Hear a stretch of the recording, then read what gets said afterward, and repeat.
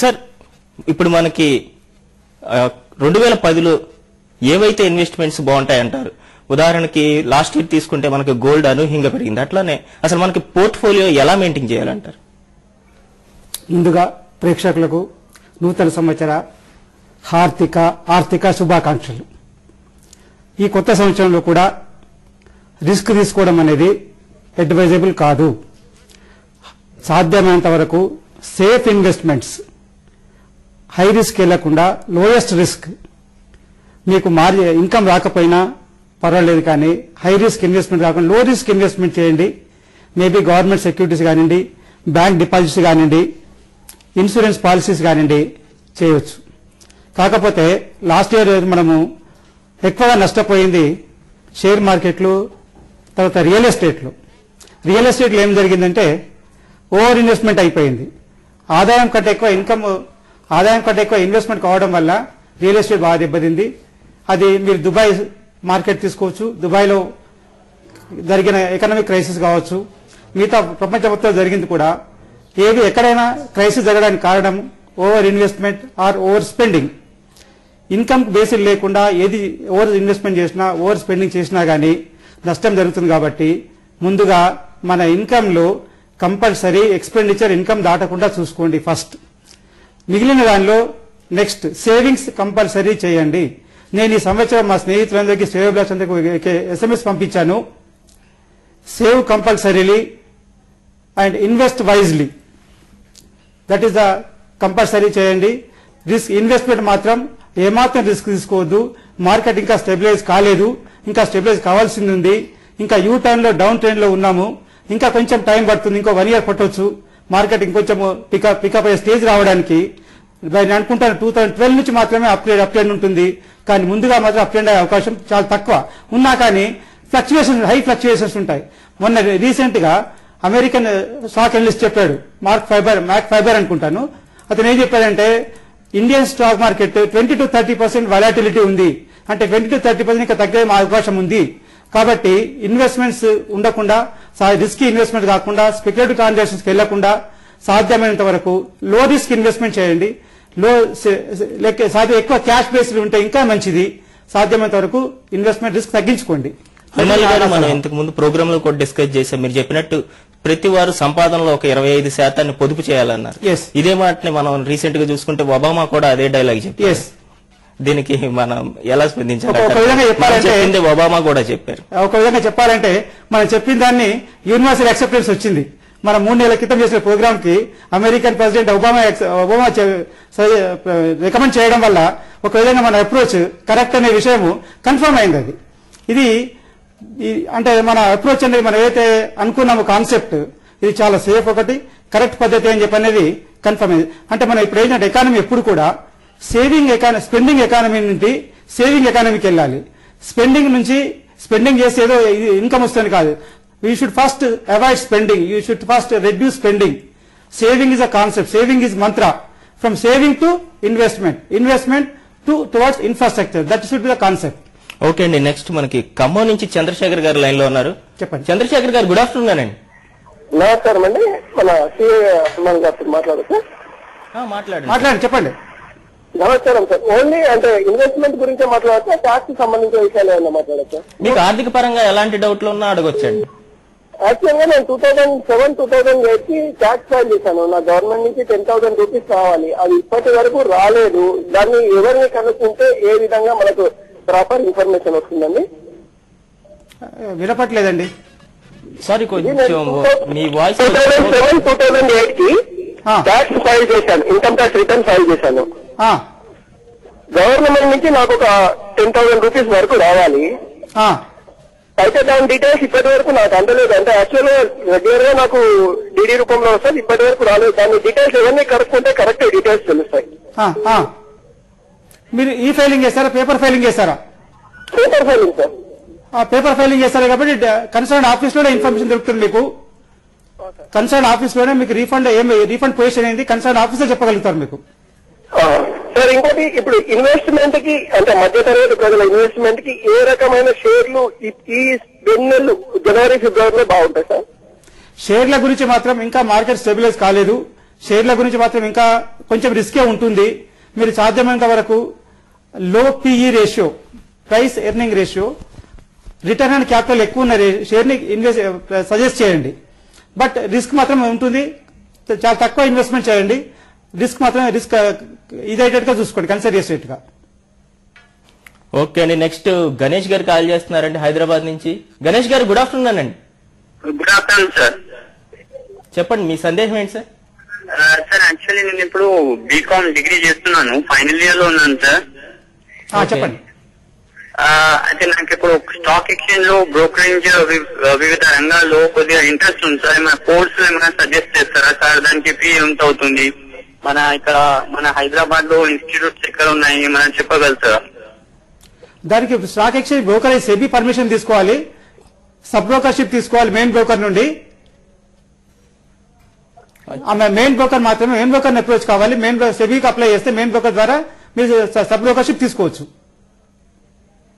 Okay Hanuman గారు, మనకు అసలు పెట్టుబడుల్లో ఎన్ని రకాలు ఉన్నాయండి? అంటే రిస్క్ తక్కువగా ఉన్నవి, తర్వాత రిస్క్ బాగా ఎక్కువ ఉన్నవి, అసలు రిస్క్ లేనివి, ఇలాంటి వాటిలో మనం పోర్ట్ఫోలియో ఎలా మెయింటైన్ చేసుకోవాలండి? అసలు మొత్తం మీద మన శాలరీ మనం అనుకున్నట్టు ఒక 25% కనుక మనం సేవ్ చేస్తే వీటిలో ఎలా ఇన్వెస్ట్ చేయాలి?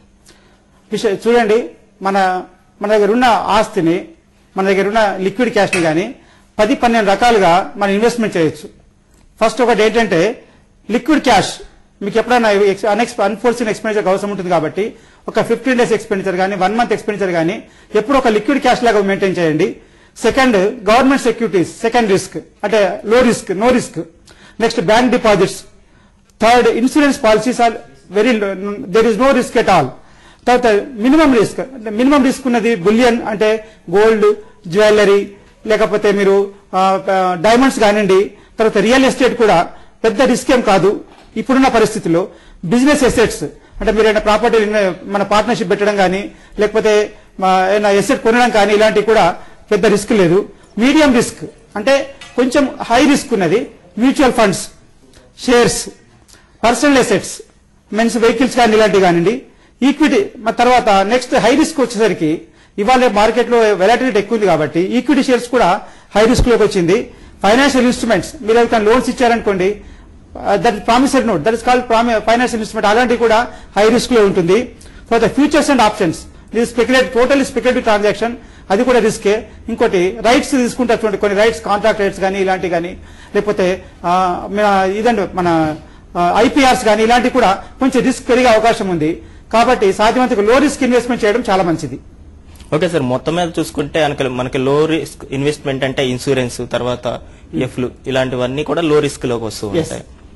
అంటే మనకి అసలు టోటల్ గా శాలరీలో ఎంత లో రిస్క్ లో పెట్టాలి, ఎంత హై రిస్క్ లో పెట్టాలి అని తెలుసుకునే ముందు ఇప్పుడు చిన్న విరామం తీసుకుందాం. బ్యాక్ నిజామాబాద్ నుంచి సాయిరామ్ గారు లైన్ లో ఉన్నారు. సాయిరామ్ గారు గుడ్ ఆఫ్టర్నూన్ అండి. హలో సాయిరామ్ గారు. Good afternoon sir. Hello sir, చెప్పండి మీ సందేహం ఏంటి సార్? సార్ హలో సార్, మేము షేర్ లో హలో చెప్పండి చెప్పండి చెప్పండి సార్, మేము షేర్ లో ఎల్ఐసి లో పెట్టాం సార్. ఓకే, యూనిట్ లింక్డ్ తీసుకున్నారండి? ఇల్లు లింక్ లో పెట్టాం సార్. చెప్పండి. అది పెట్టాము, మరి మాకు అది ఎందులో పెట్టారు మాకు అర్థమైతే లేదు. మాకు 3 years అని చెప్పారు.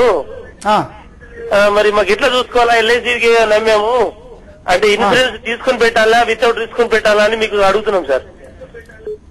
అంటే నాకు అర్థం కాలే, యూలిప్ లో మీరు ఇన్వెస్ట్మెంట్ చేశారు కదా? అవును సార్, ఒక 1 lakh చేసాము 2 years కింద. అవును. మళ్ళీ ఇప్పుడు మళ్ళీ ఒక 1 lakh మొన్న మార్కెట్ ప్లేస్ లో పెట్టాము. అంటే రిస్క్ తో పెడితే బాగుంటుందా, రిస్క్ లేకుండా పెడితే బాగుంటుందా? మళ్ళీ మాకు ఏ కంపెనీలో పెట్టారని మాకు చూపిస్తలేరు ఎల్ఐసి వాళ్ళు. వాళ్ళు ఇన్వెస్ట్మెంట్ చేసేది మీలాంటి వాళ్ళు ఎంతో మంది దగ్గర కలెక్ట్ చేసిన అమౌంట్ ని లంసమ్ గా ఇన్వెస్ట్మెంట్ చేస్తారు. మీ డబ్బు సపరేట్ గా అంటూ మెయింటైన్ చేయరు వాళ్ళు. అందరి అమౌంట్ కలిపి ఒక దగ్గర ఇన్వెస్ట్మెంట్ చేసి ఆ అమౌంట్ మొత్తాన్ని ఒక కంపెనీ షేర్స్ లో ఇన్వెస్ట్మెంట్ చేస్తారు. అందువల్ల మీ ప్రత్యేకమైన డబ్బు పలానా కంపెనీలో పెట్టారనేది వాళ్ళ రికార్డ్ మెయింటైన్ చేయడం సాధ్యం కాదు అది. ఓకే అండి, నెక్స్ట్ నరసింహస్వామి గారు లైన్ లో ఉన్నారు హైదరాబాద్ నుంచి. నరసింహస్వామి గారు గుడ్ ఆఫ్టర్నూన్ అండి. Good afternoon sir. Good afternoon Hanuman sir.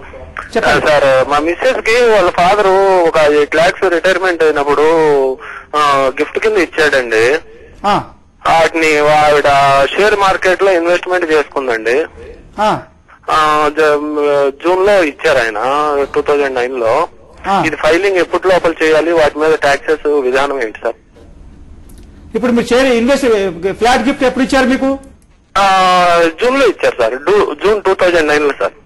June 2009 అయితే మీరు జూలై 31, 2010 లోపల ఫైల్ చేయాలి రిటర్న్. మీరు July 2010 sir? July 31 July 2010 sir. దీనికి ట్యాక్సెస్ అంటే యాక్చువల్ ఏమైనా పడతాయా సార్? వాళ్ళ నాన్నగారి దగ్గర నుంచి ఆవిడ గిఫ్ట్ కింద ఇచ్చారు కదా. గిఫ్ట్ ట్యాక్స్ ఏం లేదు, ఫాదర్ దగ్గర నుంచి కాబట్టి గిఫ్ట్ ట్యాక్స్ ఏం లేదు దానికి. Okay, thank you very much. Welcome sir. Okay, next Guduru నుంచి రామయ్య గారు లైన్ లో ఉన్నారు. రామయ్య గారు గుడ్ ఆఫ్టర్నూన్ అండి. Good afternoon sir. మేము జిందాల్ విజయనగర్ స్టీల్ అది ప్రైమరీ అలాట్మెంట్ వచ్చిందండి. ఓకే, వచ్చిన తర్వాత ఏదో జేఎస్డబ్ల్యూలో మిర్చి ఏమండి జేఎస్డబ్ల్యూలో ఏదో మిర్చి అన్నారు. ఆ సర్టిఫికెట్ అయి మా దగ్గర ఉన్నాయి. అంటే మేము ఎంప్లాయీ కావడంలో వేరు వేరు ప్లేస్ లో మారి వచ్చాము. ఇంతవరకు మేము వాటిని మార్చలేదు. ఏం చేయాలండి మరి? డిమాట్ చేయించండి ఫస్ట్. మీ షేర్స్ ని డిమాట్ చేయించాలి ఫస్ట్ గా. అంటే విజయనగర్ స్టీల్ మీద డిమాట్ చేయించాలంటారా? వాళ్ళు తీసుకున్నారు. మీరు ఆ కంపెనీకి పంపించారంటే వాళ్ళు డిమాట్ చేస్తారు.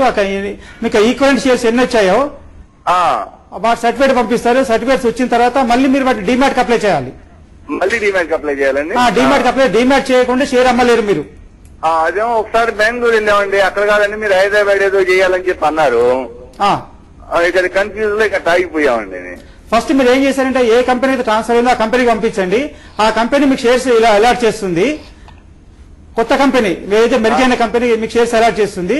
ఈ షేర్స్ ని మళ్ళీ డిమాట్ చేయాలి. దాని మీద వచ్చే బెనిఫిట్స్ కూడా వచ్చే అవకాశాలు ఉంటాయండి? బెనిఫిట్ డివిడెండ్ వస్తుంది కదండి మీకు. ఇంతవరకు ఏమేమి తీసుకోవాలి అంటే మేము చేంజ్ అయ్యి ఉన్నాము అడ్రస్ లో. మేము అడ్రస్ కూడా ఏం చేంజ్ చేయలేదు. ఇక అట్లా ఆగిపోయినాయండి. ఇక డివిడెండ్ రాకపోతే మీరు కంపెనీకి రావచ్చు. కంపెనీకి రాస్తే వాళ్ళు డివిడెండ్ ఏదైతే అన్క్లెయిమ్ డివిడెండ్ ఉంటుందో వాళ్ళు ఉంటే పంపిస్తారు. వాళ్ళు లేదనుకోండి రిజిస్టర్ ఆఫ్ కంపెనీస్ లో ఒక ఫండ్ ఉంటుంది సపరేట్ గా, వాళ్ళు ట్రాన్స్ఫర్ చేస్తారు ఆ ఫండ్ అంతా. ఓకే అండి, నెక్స్ట్ వెంకటేశ్వరరావు గారు తణుకు నుంచి కాల్ చేస్తున్నారు. వెంకటేశ్వరరావు గారు గుడ్ ఆఫ్టర్నూన్ అండి. నమస్తే సార్. మేము 2007 లో మ్యూచువల్ ఫండ్స్ ఇన్వెస్ట్ చేసామండి. హలో, 2007 లో మ్యూచువల్ ఫండ్స్ లో ఇన్వెస్ట్మెంట్ చేసామండి. చెప్పండి. అవేమో లాస్ వచ్చి అమ్మేసాం. మరి ఇప్పుడు ఏం చేయాలండి? కొత్తగా ఇన్వెస్ట్ చేస్తే ఏ ఫండ్ ఇన్వెస్ట్ చేస్తుందని సజెస్ట్ చేస్తారా సార్? మ్యూచువల్ ఫండ్స్ లో అనేసరికి కొంచెం రిస్క్. ఇప్పుడు ఏంటంటే కొంచెం ఇప్పుడు అది లో రిస్క్. ఇప్పుడు ఇన్వెస్ట్మెంట్ మ్యూచువల్ ఫండ్ లో లాస్ ఉండే అవకాశం ఉంది. ఎందుకంటే మార్కెట్ ఇంకా స్టెబిలైజ్ కాలేదు కాబట్టి మార్కెట్ ఇంకా అప్ ట్రెండ్ వచ్చే అవకాశం చాలా ఎక్కువ టైం పడుతుంది. కాబట్టి మీకు కొంచెం వెయిట్ చేసే అవకాశం ఉంటే చేయండి.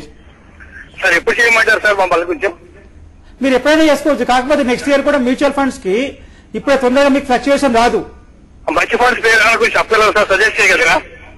అలాంటిది ఏం లేదండి. All funds are equal. ఎందుకంటే అన్ని ఫండ్స్ కూడా అన్ని కంపెనీస్ లో ఇన్వెస్ట్మెంట్ చేస్తున్నారు కాబట్టి ఈ ఫండ్ కరెక్ట్, ఈ ఫండ్ కరెక్ట్ కాదని చెప్పడానికి వీల్లేదు.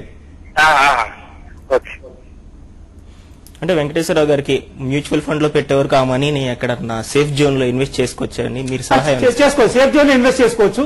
బ్యాంక్ డిపాజిట్స్ కానివ్వండి, లేకపోతే మనకి mainly bank deposits better. Okay అండి, నెక్స్ట్ తణుకు నుంచి విజయవాడ నుంచి వరలక్ష్మి గారు కాల్ చేస్తున్నారు. వరలక్ష్మి గారు గుడ్ ఆఫ్టర్నూన్ అండి. నమస్తే అండి. హలో, నమస్తే మేడం. నమస్తే అండి. నమస్తే చెప్పండి. మరండి గవర్నమెంట్ సెక్యూరిటీస్ లో పెట్టడానికి ప్రొసీజర్ ఏంటండి? పోస్ట్ ఆఫీస్ అండి, మెయిన్లీ పోస్ట్ ఆఫీస్. పోస్ట్ ఆఫీస్కి వెళ్తే వాళ్ళ వేరియస్ స్కీమ్స్ ఉంటాయి వాళ్ళది. అక్కడ అప్లికేషన్ ఫామ్స్ ఇస్తారు. ఆ ఫామ్స్ ఫిల్అప్ చేసి చేసుకోవచ్చు. కొన్ని స్టేట్ గవర్నమెంట్ అయితేనేమో కలెక్టర్ ఆఫీస్ లో ఉంటుంది నేషనల్ సేవింగ్ స్కీమ్ అనేది. థ్యాంక్ యూ అండి. వెల్కమ్. ఓకే సార్, మనం అనుకున్నట్టు ఇందాక ఒక 25% సేవింగ్ చేయాలి శాలరీలో ఖచ్చితంగా అనుకున్నాం. అయితే ఈ 25% లో ఇప్పుడు మనం కొన్ని డిస్కస్ చేసాం. కొన్ని అసలు రిస్క్ లేనటువంటివి, కొన్ని బాగా రిస్క్ ఉన్నవి. వీటిలో రేషియో ఎంత సార్? ఒక 25% సేవింగ్ లో రిస్క్ ఎందులో ఒక 5% అంటారా? అట్లా రేషియో ఏంటి? Good question. ఒకటి ఏంటంటే మనని మరీ టూ సేఫ్ కూడా అక్కర్లేదు, టూ ప్రొటెక్టివ్ అక్కర్లేదు, టూ లిబరల్ కూడా అక్కర్లేదు. ఈ 4 పోర్షన్స్ ని మన ఇన్వెస్ట్ 4 భాగాలు చేసి 4 పోర్షన్స్ లో డివైడ్ చేయండి. 25% low risk, 25% no risk, 25% medium risk, 25% high risk. Okay, అంటే ఒక ఉదాహరణతో చెప్తారు. 1 లక్ష రూపాయల శాలరీ అయితే దాంట్లో మనకి 25,000 సేవ్ చేసుకోవాలి. ఈ 25,000 లో మనకి 4 పార్ట్స్ గా డివైడ్ 4 పార్ట్స్ డివైడ్ చేయండి. ఒక 25,000 మీరు రిస్క్ తీసుకోవచ్చు. అంటే మన రిస్క్ ఇన్వెస్ట్మెంట్స్, హై రిస్క్ ఇన్వెస్ట్మెంట్స్కి వెళ్ళొచ్చు. ఇంకో 25% మీడియం రిస్క్ ఇన్వెస్ట్మెంట్స్కి వెళ్ళొచ్చు. ఇంకో 25% లో రిస్క్ ఇన్వెస్ట్మెంట్స్కి వెళ్ళొచ్చు. ఇంకోటి 25% నో రిస్క్ ఇన్వెస్ట్మెంట్స్కి వెళ్ళొచ్చు. Okay, thank you sir. అయితే మనకి మెదక్ నుంచి ఇంద్రసేనారెడ్డి గారు లైన్ లో ఉన్నారు. ఇంద్రసేనారెడ్డి గారు గుడ్ ఆఫ్టర్నూన్ అండి. హలో ఇంద్రసేనారెడ్డి గారు. నమస్కారం సార్. నమస్తే అండి, చెప్పండి మీ సందేహం సార్. చెప్పండి.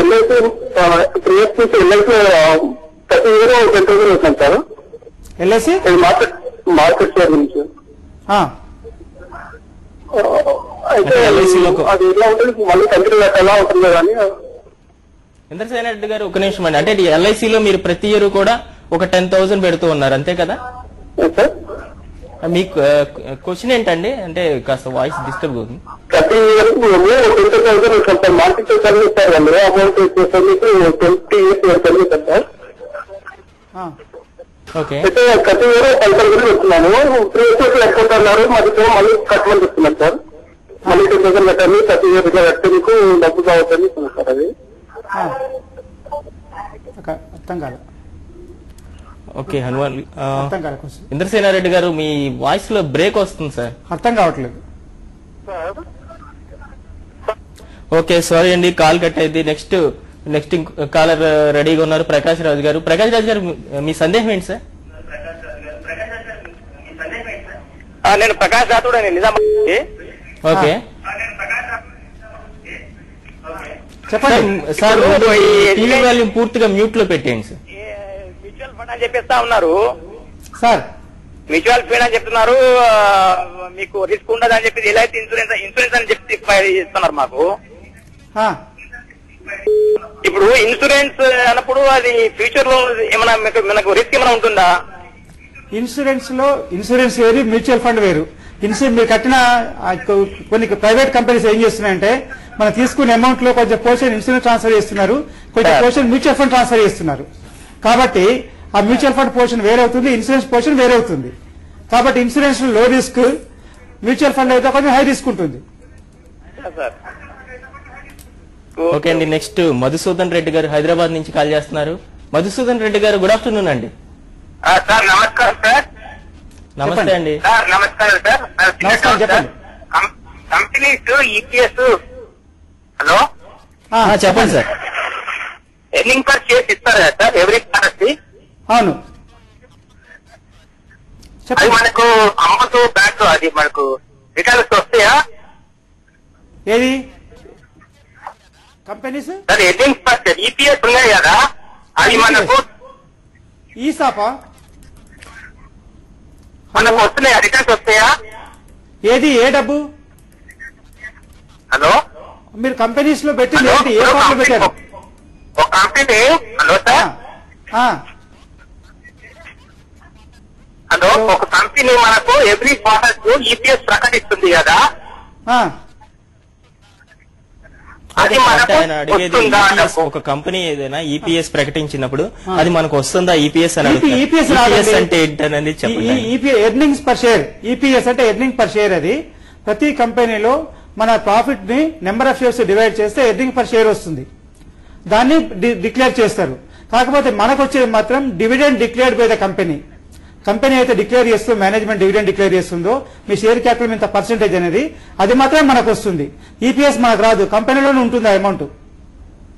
ఓకే అండి. నెక్స్ట్ విష్ణువర్ధన్ రావు గారు నాగర్ కర్నూలు నుంచి కాల్ చేస్తున్నారు. విష్ణువర్ధన్ రావు గారు గుడ్ ఆఫ్టర్నూన్ అండి. గుడ్ ఆఫ్టర్నూన్ అండి. మేము కొత్తగా ఇన్వెస్ట్మెంట్ పెట్టాలనుకుంటున్నాం షేర్ మార్కెట్ లో. ఓకే, అయితే మరి అందులో ఎట్లా ఏ విధంగా ఇన్వెస్ట్మెంట్ చేయాలి, ఇది ఎందులో చేయాలి? మీరు ఫస్ట్ ఏం చూడంటే, మీరు కొత్త ఇన్వెస్ట్మెంట్ చేయాలనుకుంటే లో పీఈ రేషియో, లో హై రిటర్న్ ఆఫ్ ఇన్కమ్ ఉన్నాయి ఇన్వెస్ట్మెంట్ చేయండి. కొంచెం రిస్క్ తక్కువ ఉంటుంది వాటిలో. లో PE ratio, high return of income, అవి ఎకనామిక్ టైమ్స్ లో ప్రతిరోజు పేపర్లో వచ్చేస్తుంది మీకు. అది కేటగిరీ డిస్క్లోజ్ చేస్తారు వాళ్ళు. ఆ బేస్ మీద ఇన్వెస్ట్మెంట్ చేయండి. Okay, thank you very much Hanumanulu గారు మా స్టూడియోకి వచ్చి ఇన్వెస్టర్లకి సందేహాలు తీర్చినందుకు. ఇది ఇవాళ సిరి సంపద కార్యక్రమం. మళ్ళీ వచ్చే వారం మరో సిరి సంపదలో కలుద్దాం. నమస్తే. Thank you.